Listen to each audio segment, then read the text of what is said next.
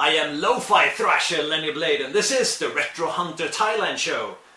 Now, as you know, I'm located in Korat, which is in northeastern Thailand. And we do have quite a few second-hand shops around this area. Japanese second-hand shops, they also have some European stuff.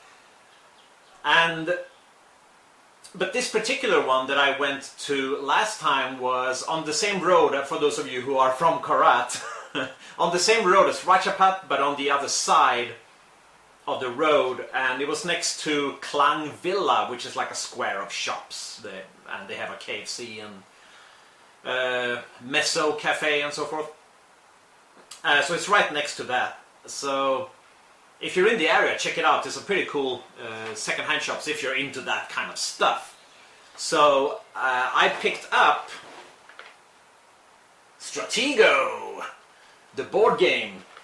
So this was just 50 baht, and I just couldn't believe it. Now it looks absolutely brand new inside. As you can tell, the box is in terrible condition. But inside, it's all there. It looks really good. I will show you what's inside of this box. So, yeah, without further ado, let's take a look inside the box. Alright, we're back down at the table here again, and here is my Japanese Stratego vintage that I got for 50 baht at that second-hand place opposite Ratchapat in Korat here in Thailand. So this was released by a company called Tamama or something, and you can say they're slightly racist mascot there. But you know, the Japanese aren't exactly known for their sensitivity towards other people, so we will leave that behind and see what we're left with here. This looks like this is probably from the 80s, though it could be even older. It could be 70s or it could be 90s. It depends on you know, where it's been stored, but it looks old. I would say it's probably 80s. So here is the main board, as you can see, and this is easy to play if you do find this in Thailand, because you know it's the same rules, right? So even if the rules are just in Japanese, the rules are very easy to find online, whereas a game like the Desert Fox game that I picked up before is a Japanese game with Japanese written rules. There was no rules to be found anywhere on the internet, so I'm currently trying to improvise to get that game to play correctly. And here are the Japanese instructions, but the instructions obviously are easy to find in English should you require it.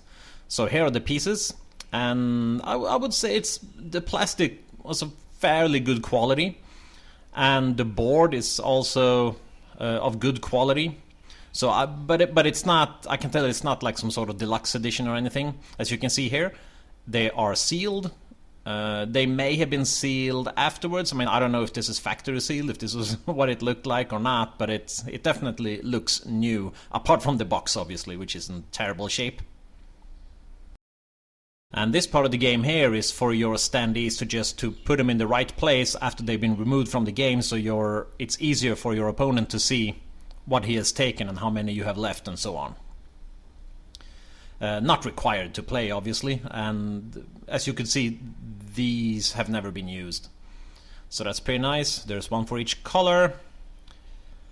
And I used to play this with my brother a lot growing up. And even now, I do have a Swedish version still, back in the old country. So when I go back for Christmas or whatever, or during the school holidays, you know, we break out the Stratego and we have a couple of games. There's that Tamara dude again. So yeah, good deal, 50 baht. So what do you say we'll listen to some thrash metal, and I will the pieces.